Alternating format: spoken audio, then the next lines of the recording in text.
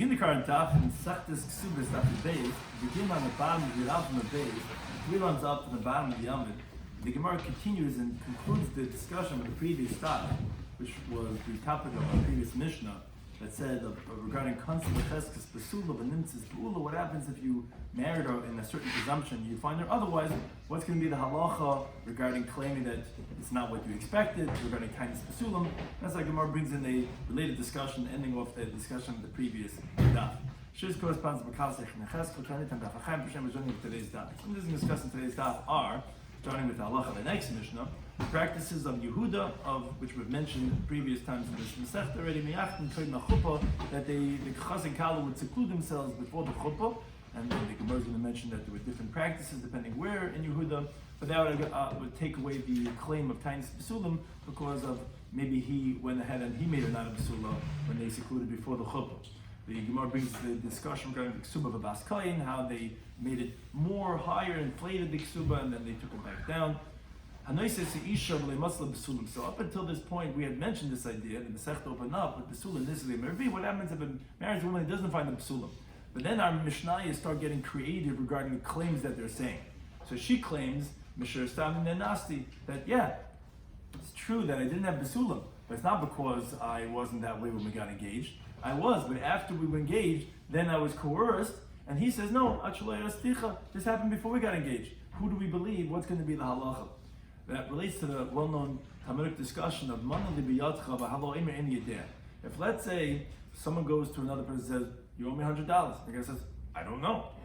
So who do we believe? What do we do? That's what's known as Bari B'Shem and Bari Adif. Do we say that, okay, he has a definite claim? You say you don't know. The definite claim takes precedence. Or do we say, no, I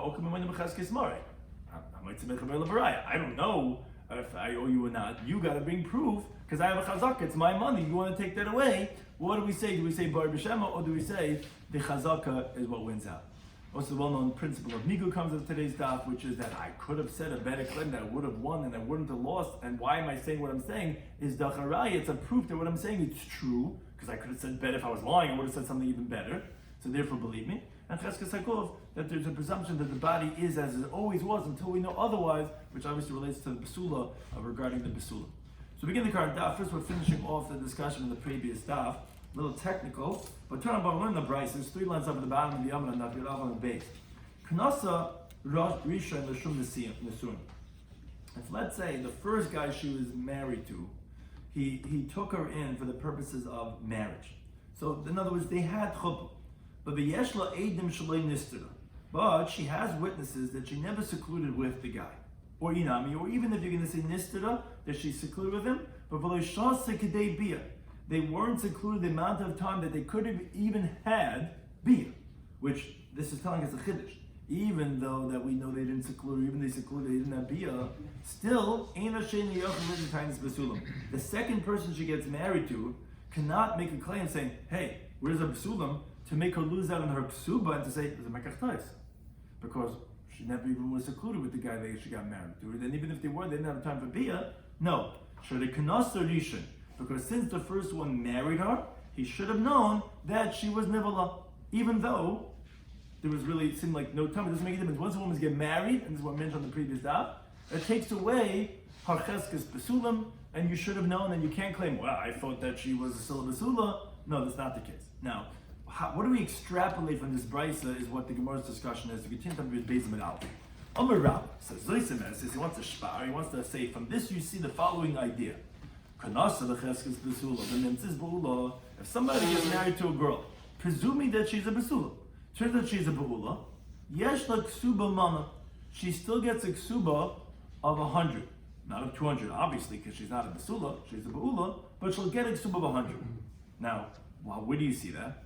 Because most definitely, this woman that we said in the Brisa, obviously he thought she was a basula, because he's relying on the Eidim.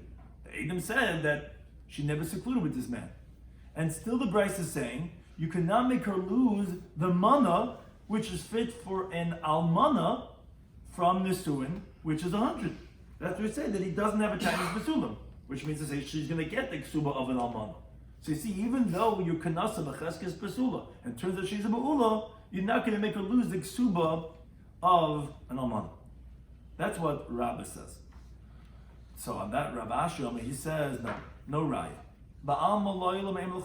In truth, I'll tell you in general that less lakla. No, of course not. If you marry a girl thinking she's a basula and she turns out she's ba'ula, then that's a mekach toyes. She's not going to get anything. So wait a second, how do we understand the Bryce? So why is the Bryce case any different? No, B'shani Hachar it's different. Should have k'nasadishan. The first guy married her. Now I know there's Adim that said this and said that she never was secluded with him. Doesn't make a difference. Ultimately, once a woman gets married, then that's your das. Like Taisa says that you're marrying a ba'ula, and even though the Adim are testifying that she didn't have biyah, he ain't saimach al zeh because ma'acha shoyin nesuin. And that they're just saying it because they want to be Meshabeach the Mekach. They're saying, wow, she's never been secluded, whatever. Doesn't make a difference. You know that she's married, you lose already the Cheskes Basula, and therefore it's not a Mekach Tois. But in general, of course it would be a Mekach Tois. That was Rav Ashi's response to Rabbah. But then the Gemara asks, and this question is being asked on the Brisa itself. The Brisa said, okay, the second guy can't make a claim of Tainus Basula. Because she got married once before. I don't care that it was right out of the chuppah. It doesn't make a difference. Now, which means to say that we're obviously not requiring him to come to court because there's no point. You can't make a claim of the sulam anymore. If that's the case, you're never going to verify if maybe she was mezana when she was engaged to the second person because you can't make the claim anyway. But the problem is, says the Gemara, maybe there's two things you always have to keep in mind when we're talking about Tainus Basulim.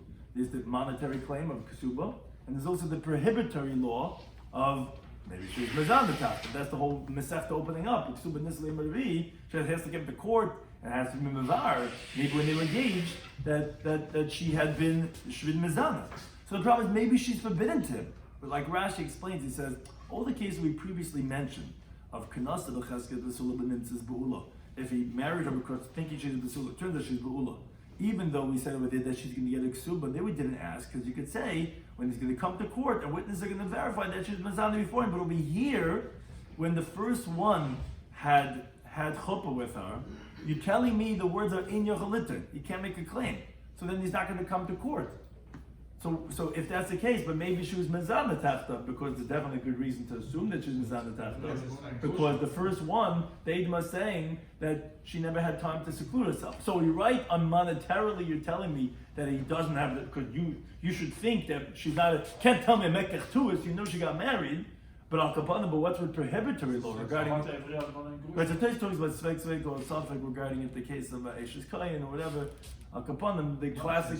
Maybe she was Mazana before the first husband, so she wouldn't be also to him. Well, then you could say that in general all the time. That's bachlav. That's what the sugya in the beginning of the Masechta says. Also, every time also it's right. You could say it happened beforehand. What about every other grusha then? What about it? We also think maybe she was Mazamit since he made it. No, what do you mean? I don't think she was a ba'ula with her first husband. But over here it's also, once she was there, is there. So I'm saying, but we know that the Eidim said that she was not nistava, that they said that she didn't have time for biyah. So although you tell me regarding monetary law, you don't have any rights to say Mekach Tois, because you should have understood that she got married once before, but upon him, there's definitely reason for us to believe that Lamaisa she never had biyah. And she never had biyah, so he's never going to verify this, because here she is, and she finds her a ba'ula. How did it happen? Yes, like say, what is it? Something taftim, something in the taftim, same, but Eishes Kayin, whatever the case is, back upon him, we should definitely be suspect that maybe she was mezana taftav. So I'm going to Shravia. He says no. A very, very easy answer. This second guy got engaged to her and had the biyah right away. He didn't separate from her between the kedusha and the biyah, so we know for sure it's not taftav zinsa. So that's why there's no concern over here. You're right. If he would have had a delay between his kedushin and his nisuin, then you're right. You would have to say you come to court the next morning. He says lemitzasi basulam because you would have to, even though for the ksubi he wouldn't have any claim, but we'd have to be concerned for the fact that maybe she was mizan. Now this is one version. Again, it's a very technical conversation, but this was on the Brisa, and we have these three different personalities. Rabbah saying, okay, you could infer this. Rabashi saying, no, you can't. And then you have Shravia answering this question of Shemitach Zinsa. Maybe the Masla, those who learn this Rabbah and Rabashi and Shravia, same discussion on Masnitin, on our Mishnah. Our Mishnah said, and this is how we relate from the previous Daf. Mishnah said, Basula, case of a virgin. she was an almana or grusha or chalutza. She was either widowed or divorced or had chalitza min anisuin from marriage. So ksubasa almana was saying, even though she's a basula, meaning they were never intimate, but she got married, so ksubasa almana, the ksuba is going to be 100 like an almana. Ve'elan times basulim, there's no time on basul. Now, it says the Gemara, to explain the case of the Mishnah, basulim and anasun hechem meshkach. So how do you have a case of a basula from marriage? And when you get married, generally you become a basula right away. So it's because she had the chuppah and she never got a chance to have bia that night. Now, Amar Rabba, it's again the same discussion, just on our Mishnah. The Gemara is going to explain what's the difference saying on the price of the Mishnah, but Rabba says, this tells us, from the fact that the Mishnah says that England times Basulim, there's no claim of Basulim, obviously, this Kala just had the chuppah, and then as they're walking back, the chassan has a heart attack, and this and that. He obviously, that Kanasa B'chaskim Basulim, the next guy who takes over and has the chasna, obviously is presuming that she's Basula. And it turns out she's Be'ula, extra Basamana. You can't say Mekach Toys can be Mana. On that, Rav Hashem says, no, truth in general, I'll tell you, of course, less than Klash. It doesn't have anything. If you, a regular girl that is a Shidduch, and there's no reason for you to assume that she's a Be'ula, and she turns out to be a Be'ula, of course, she's not going to get anything, because it's Mekach Toys. Ultimately, Lamaisa, she's going to the chuppah, and Lamaisa, she got married. Once a woman gets married, you already lose the chazaka of Basula, therefore that's why it's not going to be Mekach Toys. But then the Gemara asks, but you have to be concerned, maybe she was Mizana when she was engaged to the second guy. Why are you saying that he doesn't have a time to Basulim? Okay, I understand the Ksuba is not going to be able to make her lose, but make him come to court the next day. Says, I didn't find Basulim. Where to go? Oh, for the first guy, there's no reason for me to. I understand I can't have a monetary claim, but where did the Basulim go? Rav Shavi says somehow where he got engaged and he did bia right away, so there's no gap of time between his kedusha and his bia. So for him, there's no reason to suspect that she was mezana tax. It's not possible. So obviously, there's sometime before. Okay. Anyways, I don't have a reason to make a claim because, anyways, I'm expecting her to be a be'ula monetarily. So there's no time to presume over here. Regarding there's no stuff. What she did 10 years ago has nothing to do with me, and therefore, fine, let her have znos whoever she wanted to, but that's not going to make her usher on labala because she was never ashes ish when she had this nus. Now, the Gemara explains that we had these two different versions. So Mandi Masnalo, the one who learns this Rabbah and Ravashi on the first version of Braisa, so Kol Shekin Masnitin, for sure they would learn it on our Mishnah from the previous stuff. Why? Because since on the Braisa had a Chiddush, even the witnesses had said, two people came along and says, we were there by the Chasna. Then right after the Chuppah, this guy had a heart attack, they never were secluded, and they didn't even go into the Yichud room. And so this second guy, for sure, is marrying a Becheskes Basula. I mean, this never got a chance. And even so, Rav Ashi responds to Rab and says, no, you cannot infer that if you marry a girl b'cheskes basula and it turns out she's ba'ula that she gets a ksuma. Because here it's different. Lamaisa, kanasa. First guy married her. Oh, so for sure he's going to say this halacha on our Mishnah, where no witness is even guaranteed. So you could say it was just that she was a manaf, the basula from the suin. So then you could say Rabbah, and what Rav Ashi responded to say that no, it's not going to be a raya of in general kanasa b'cheskim b'sulim zebula, because who said she's a basula? Yeah, I know you're assuming, but it's not even witnesses. The Brisa had a bigger chiddush, even though witnesses, and still Rav Ashi responding, yeah, I don't care. Witnesses said lamaisa, it's she was married. So even though you're thinking for sure she's a basula, you're not going to have a claim. But Uman de Mastimla, the one who learns Rabbi Rav Ashi Amasnikna on our Mishnah of the Brisa line, they wouldn't learn this discussion on the Brisa, because from the Brisa, those who learned it on the Mishnah would say for sure you could learn out what Rabbah says of Zois and Meretz. Because on that, Rav Ashi would never have responded to say, no, here it's different because Knas Rishon. Because how could you say that? Of course you could tell her, no, I was relying on the witnesses. And since you're telling me that the second guy cannot make a claim of Tayas Basulam, most definitely you could learn Zois and Meretz, Knasa b'cheskas b'sula, which for sure cheskas b'sula, that witnesses are saying they were never secluded. V'nimtzis b'ula, that yes, like Subin Rav Ashi would never respond and say, no, it's not a raya because knasa. The witnesses are saying they never secluded. No bigger chazaka than that. And you're saying that it's b'sulam, then of course Rabbah would be final in that matter, and Rav Ashi would not have responded and said not. So that's the machlekes regarding those two different versions. If you learn on the Brisa and the Mishnah, if Rav Ashi would have responded and said, no, it's not a raya. according to those who learned it on the Mishnah, would never have said in the case of the Brisa that Rav Asher would refute it, and he would agree to what Rab is trying to infer from that obviously it's not a mekach and she would have her ksuba. Now we continue on halacha, the next Mishnah, continuing on this theme of tainis besulim, which is the theme of our Masechta so far from the beginning, regarding when he makes a claim and says, I didn't find besulim. So that says the Mishnah, if someone goes to the shver, to the father-in-law, and he eats over there, and he spends time over there in Judea, which is one of the areas in Eretz Yisrael, and he does it shleba edim without witnesses. I mean, if there's witnesses, the witnesses can tell us what happened, but there's no witnesses.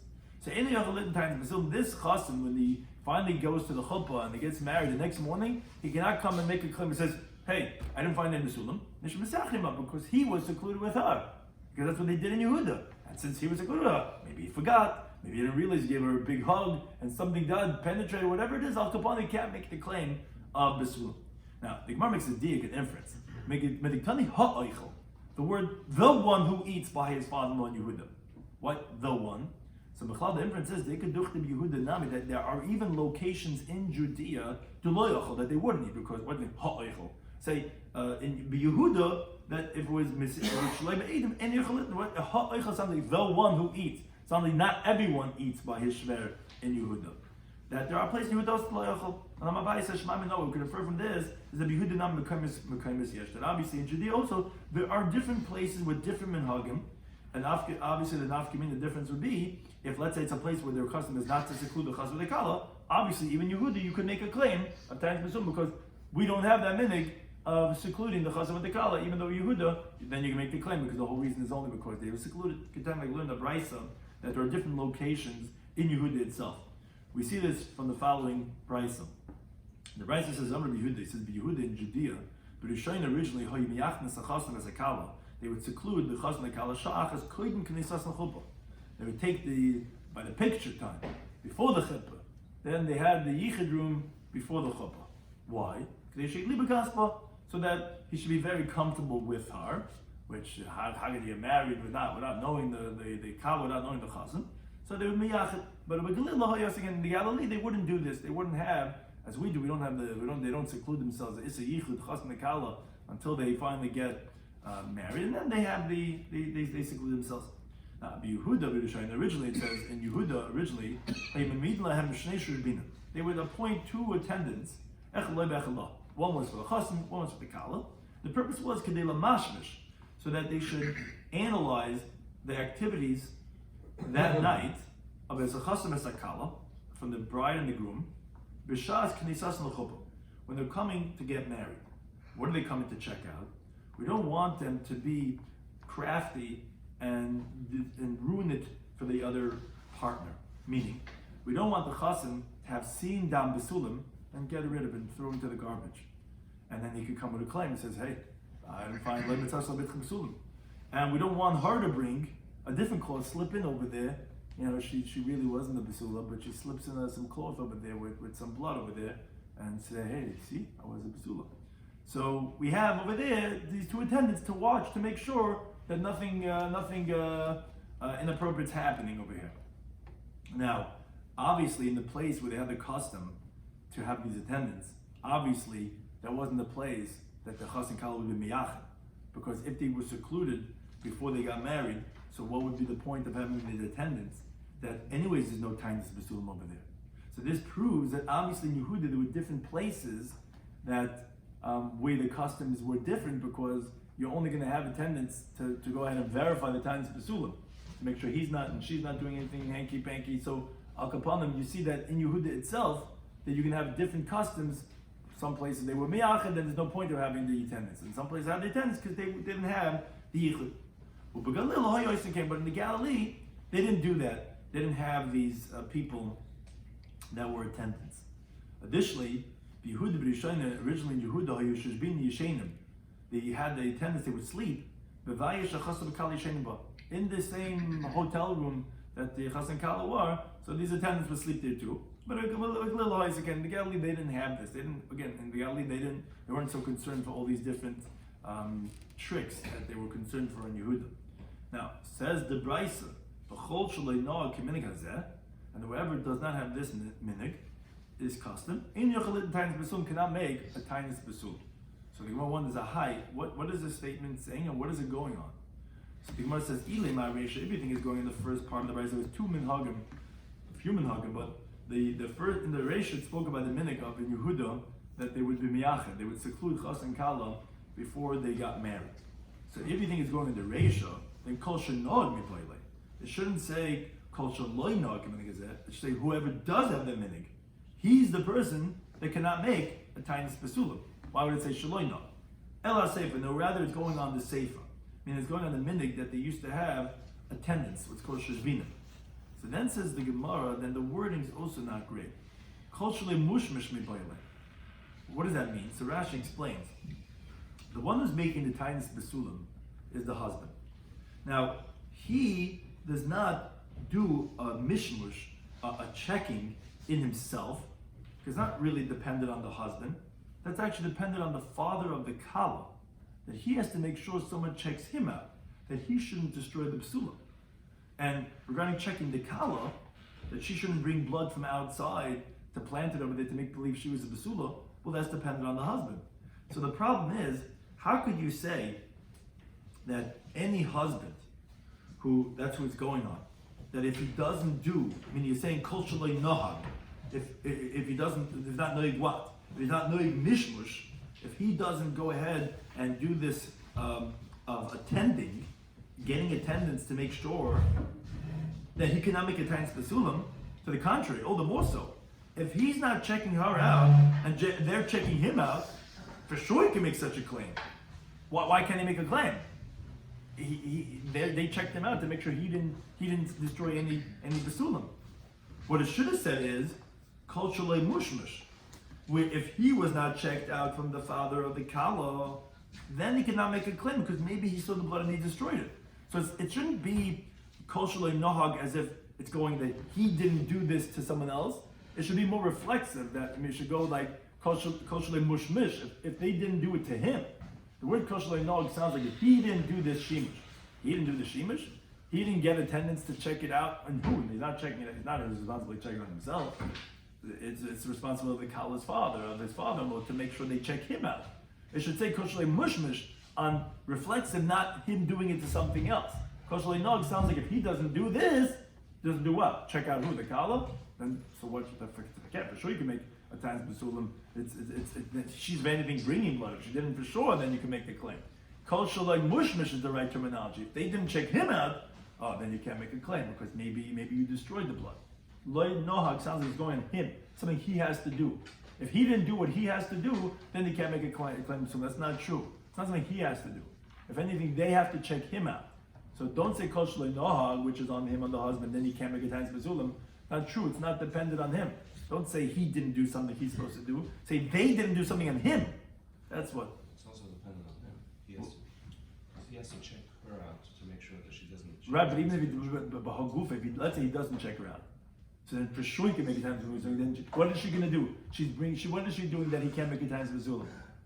She's going to bring blood. If anything, the reason why he has to check her out is because he's afraid. Really, she was a bula, but she's going to bring some blood, some sheets of blood from some other her friend that last night. She's going to bring that thing. No, but why can't he make a tainis besulim? No, it would be prudent for him to check her out to make sure that she's not going to pull one over him. But let's say he doesn't check her out and he doesn't find blood. If he finds blood, of course he's not going to be able to make a tainis besulim. But it's not when we're saying he can't make a tainis besulim and say we don't believe him. But why not? She didn't bring any blood over here. There's nothing over here. Him, if they didn't check him out, then he can't make a tainis besulim because maybe he destroyed the blood. He destroyed the evidence. So the wording is incorrect. Don't say kol shaloi nohag as if he didn't do something. It's not him. It's they didn't do something on him. So Mabaya says, okay, you're right. It's not going to say it either. Lo ilam reisha. Truthfully, it's going on the reisha. And Rusnei kol shaloi, you have to say you're right. Not kol shaloi nohag. The word should be kol shaloi. Whoever had the minhag in Yehuda that they were meyachad chasim akala, okay, then you can't make a tainis besulim of obviously because maybe he already ruined the besulim himself. The problem is, Rabbi says, but kol shaloi nog katani. You're telling me to have the gears of kol shaloi, but the words are kol shaloi nog, so that's not a good enough answer. So Elam Rabbi, rather Rabbi says hachakama. This is what the Bryce is saying. When it's saying kol shaloi nohag, is actually going not what you thought on the minhagim of Yehuda. There was another place mentioned although parenthetical, the meaning of Galil. The Brisa said, "U'bagalil lo haya oisin." In the Galilee, they didn't do like this. It's on that the Brisa is saying, "Kol shaloi nog min Galil begalil." But if you didn't do the meaning of Galil in Galil, meaning el minig Yehuda begalil, although you lived in the Galilee, but you didn't conduct yourself. You didn't do like the people in Galilee. Rather, you like the minig of the Yehuda. People bring in menhugim and under the pletzer. So he said, "Yeah, I want my chassan and my kala to spend some time alone together." He was miyachid them. Oh, then any yochel times basulim. Then you cannot make times basulim anymore because now you already lost that ability. But it's appropriate gear. So he's going to the people of the Galilee. He was not noig like them of not being miyachid, rather like you that they were miyachid. Then you can't make times basulim. A third answer, Rav Asher says, "Lo ima seif." No, truthfully, it's going on the seif. Right? He also wants to change the girsa, and he says it shouldn't say kol shalei nog, it say kol shalei mushmash. If they didn't send attendants to watch the chassan when he was there the night of the chasna, then he cannot make a times basulim because we don't know what he did. He might have taken the evidence and thrown it out, and therefore that would be the halacha that the Brisa is saying. Then halacha, the next Mishnah, continue regarding the ksuba, which is this mesechta, and opening up regarding if she's a basula or beula, how much her ksuba is going to be. Says the Mishnah, achas almanas Yisrael. Now, whether it was a widow that's a non-kohanis, or achas almanas kahana, which Rashi explains obviously does not mean a widow of a kohen. Rather, it means a widow that's a bas kohen, meaning she's from a kohanic family, and she's a widow.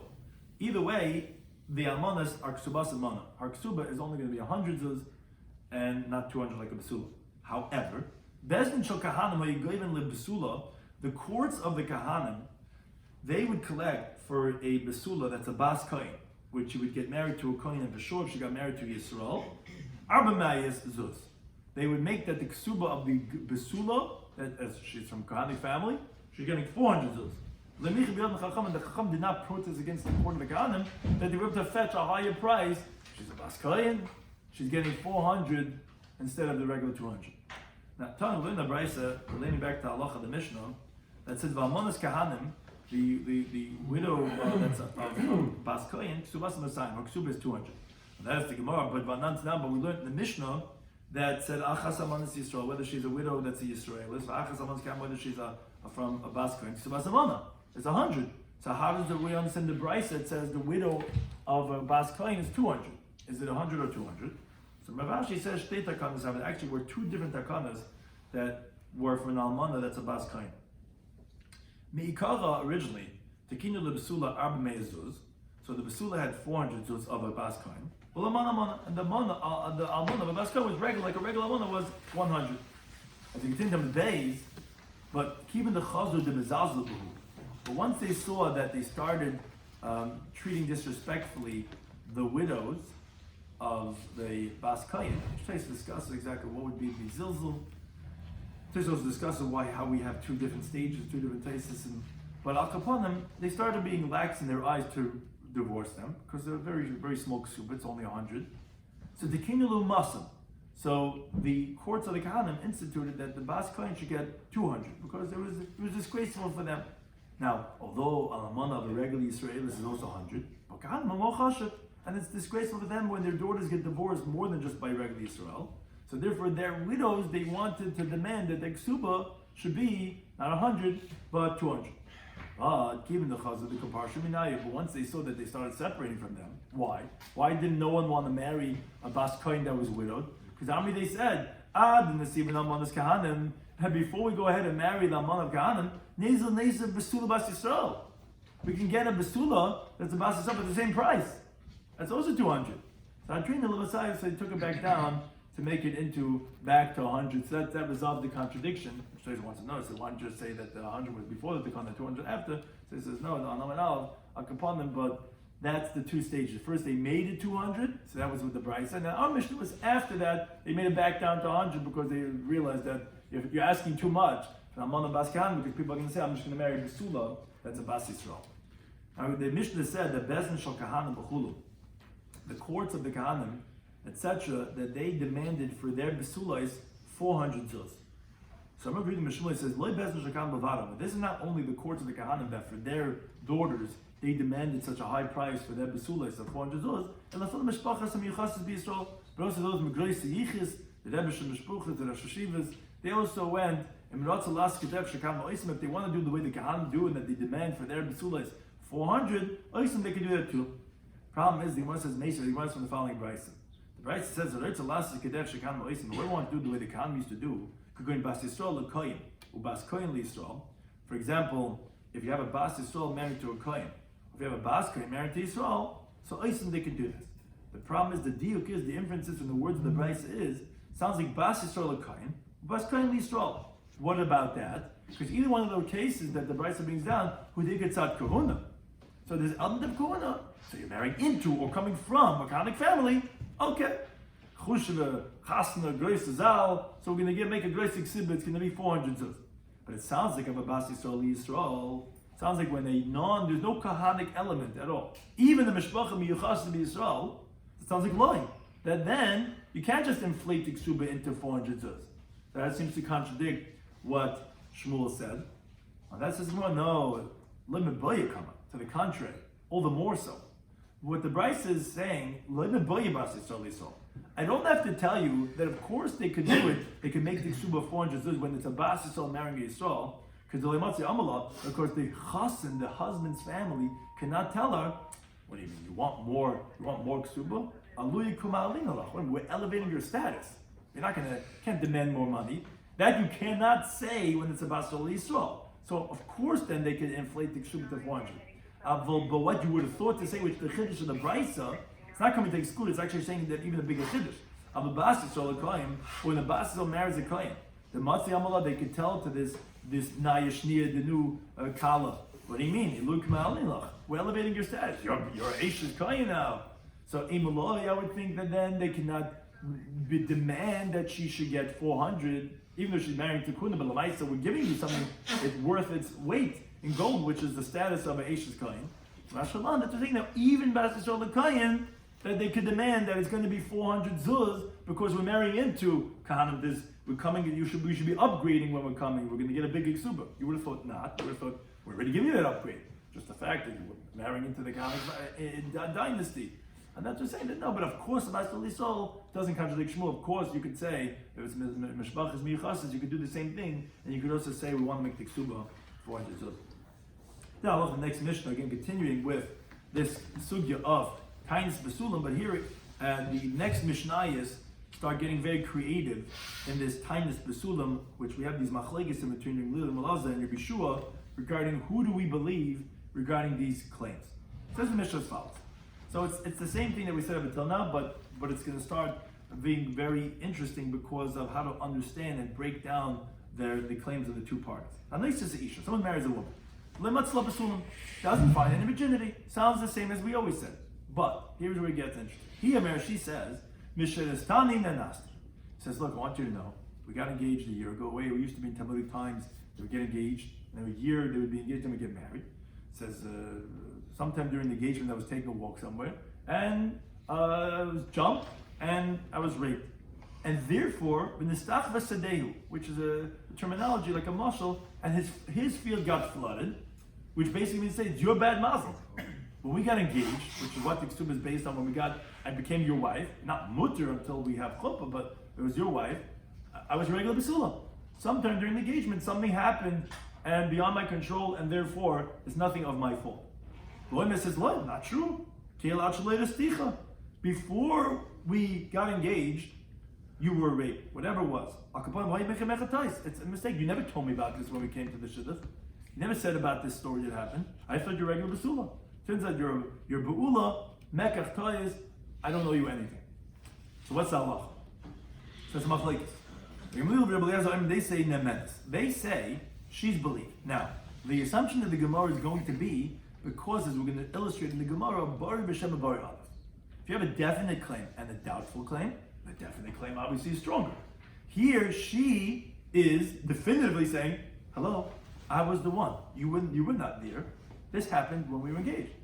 And he doesn't know definitively. He has no way of knowing. He's saying, maybe. I think that this happened before we got engaged. So since she's bari, and he's shema, bari is all that we're going to believe her. Shloimy disagrees, says, no, lo mipi on the chayim. The word literally means say we don't live from her mouth, which means say we don't necessarily believe her. No, she has a chazaka, a presumption that she had bia, actually tisaris, before they got engaged. And v'ta'asai, she misled him. Until she brings proof to her words. Why does she have to bring the proof? Why is it the onus on her? Because she's trying to extract money from him. You want to extract money from him. You have to bring a raya. You have to prove that you were violated when you engaged and it did not happen before. That's the machlekes in our Mishnah. Now the Gemara introduces a Amaroi. Both are claiming for the money. They both want to be multi. But it's in his bank account. And she wants to go in and collect from him. Now in my religion as follows. This is the classic Talmudic case of manali b'yadcha. So someone comes up to someone else and says, look, it's $100 that you have of mine. Whatever it is. You borrowed, whatever the case is. And the other guy says, I don't know. Now Taisa points out, the guy's saying, I don't know if I borrowed from you. But if let's say he says, I borrowed, I don't know if I paid you, that's explicit Mishnah, of course it's going to be chayav. But he says, I don't remember, I borrowed from you money? What? When? I have no recollection whatsoever. So one guy's saying, you owe me $100. Another guy's saying, I don't know. I can't say for sure. So we have a machlekes. Rabbi Yehuda and Rabbi Huna Amri, they both say that chayav, he has to pay. Rabbi Nachman and Rabbi Yochanan and Pata, they say, no, he's exempt from paying. Now, Rashi does point out, although he's going to be exempt from paying, we do make him make what's called a shvuas hesses. He has to take a rabbinic oath that it is like he's saying that he doesn't know that he's chayav. He could say, I swear I don't know. And then he would be exempt. So, what's the machlekes? So the Gemara explains. Rabbi Huna and Rabbi Yehuda Amri chayav, they say that the defendant is going to be chayav to pay because Bari, the definitive claim of the plaintiff, Vishema, and the doubtful claim of the defendant, Bari Yadav, the definitive claim is going to be stronger, and therefore he has to pay up.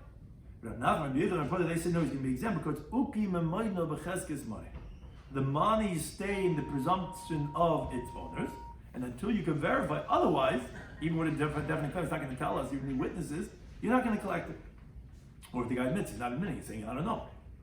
So only about he says, that they say that Bari V'Shem, Bari Adav, the definite claim is better, even to extract money. You know who they're like? Yishmuli. It's like going like Shmuel. What does it mean like Shmuel? Now we learn the Mishnah later on if you Gimel and Alf on the next Daf. Mishnah says, there was a single girl, a single woman, that we find her pregnant. They say, what are you doing being pregnant? Who is this fetus? She says, it's from that guy, and he's a kohen. It doesn't mean necessarily he's a kohen, but it means he's a meyuchas. He's a Jew. So they say nemes. She's believed. She's believed with what she's saying. And Shmuel Paskin, he ruled on that Mishnah, halacha kedam gamliel. Okay, the Gemara finishes its discussion. Ba'amar loy Rav Shmuel by Yehuda l'Rav Yehuda. He explained. He says Shinna, sharp one. That's what Rav Yehuda was called. Amritlan b'shmei Shmuel. You told his name of Shmuel. The halacha kedam gamliel af b'rishonim. Not only on the Mishnah Daf Gimel, but also on the first one, meaning regarding our Mishnah, that even regarding claiming a ksuba, that we pass like Gamliel. Now, my af b'rishonim, when you're saying that even by the first one, meaning by our Mishnah, Gamliel is the one that said that she's believed. What does it mean even by the first one?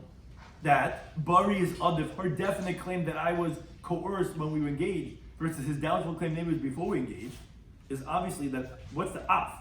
It's telling you, although you could say that the monies really should remain in the chazaka of its original owner, and to say that the ksuba is the chazaka of the husband. No, that's what he was telling him, that you told us in the name of Shmuel, that even in the first mission, our Mishnah, the halach is going to be that her bari is better. So that's the same thing in this machlekes hamaram. When one guy says to another guy, you owe me $100, you will also say, no, the money stays by the definite chazaka of its original owner, and they're going to be exempt from paying. So you see that even so, Amr Lil, the Bari Adif, that the definite claim is stronger, and that, no, you don't say that the money stays in its chazaka, and we say that she could collect. That's like Rav Huna and that is like Rav Huna and Yehuda, that the halacha is that Bari is Adif. that the bari could collect, and you don't say, oh, come on, that's like you told us, naming Lil, that even, that we pass like a Lil, even in our Mishnah. So that's exactly like the Machlekes Amaro. So says the Gemara, okay, so if that's the case, so Lema, let's say Rabbi Yehuda, Rabbi Huna, the Amikrim Lil. It sounds like the Machlekes Amaro is the Machlekes Tanoim. Rabbi Yehuda and Rabbi Huna, that they say that the bari is other, just like a Lil in the Mishnah, that we just said, that that's actually Shmuel's teaching, that a bari is believed even to be Maitzi Eksuba, which is like Shmuel said. Whereas Rabbi Nachman, Rabbi Yehuda, that they said, no, so the Amik Rabbi Shua, that's like Rabbi Shua, which says the bari cannot collect and to remove from the chazaka, even if the muhsik is a sham. It sounds exactly like Machlekes Amaram, it's Machlekes Amaram. So it's Amalach, Nachman would tell you, no, not necessarily that that's the case. Because another Ami, I could even be like Rabbi Gamliel. Because Ad Kam, the Gamliel Hasa, we're referring to a little bit that says that the bari could extract from the chazaka in the halacha of our Mishnah. That's Ela de Ikam Migui, because over there was a Migui. What does that mean? So Rashi gives two examples. Where, for example, let's say in the halacha of our Mishnah, she claims Mishra is standing in Asti. She says, oh husband, I'm sorry, I know when we got married, the night we got married, that you didn't find me soon, but I was raped when we were engaged. Now, or for example, another case Rashi says, which is the Mishnah on the next Daf Gimel, where, let's say she makes the claim, I was a mukasetz. I never had to be with anyone. Some accident happened.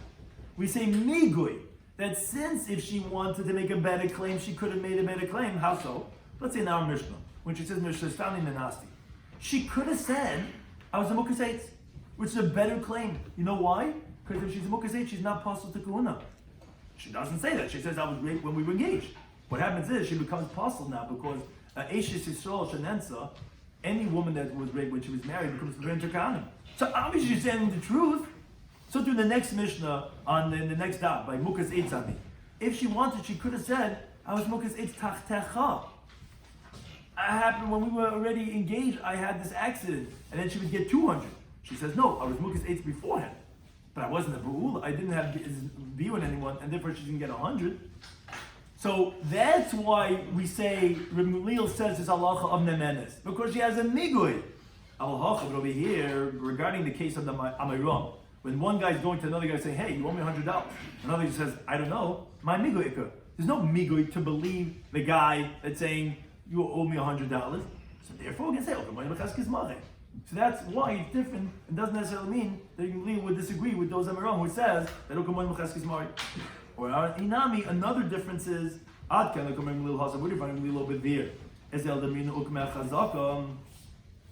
is because what happens is that we have a doubt regarding at the time of Erison, if she was a Basula or not. If she was a Basula, then there's a lien of 200, or if she's a Ba'ula, so we say that the woman remains with her chazaka, and, meaning we were talking about a chazka's mama, but there's another chazaka that we have. Chazaka of the woman, she was born a Basula, and therefore we presume that as late as possible, until we have definitive proof, is when she was nanas, which was after she was engaged, because her body has a chazaka that she was a Basula, as long as we don't know otherwise. So we're going to presume at the time of Kedushin, which was 9 months ago, a year ago, whatever it was, that she was a Basula.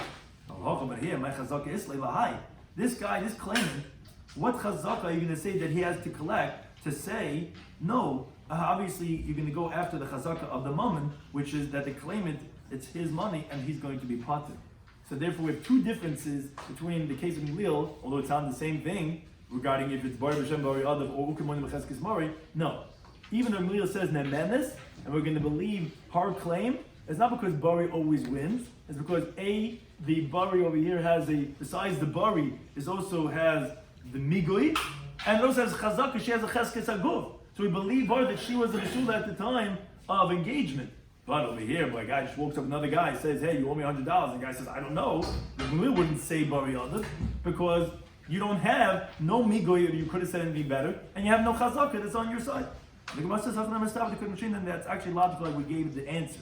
Rav Nachman, who we thought was like a Bishua, that he holds Ukaman Mecheskes Mar and not like a Gamliel holds Bari Adav. No, Rav Nachman could even be like a Gamliel. Why? Because Gemara continues top of your Gimel Menach.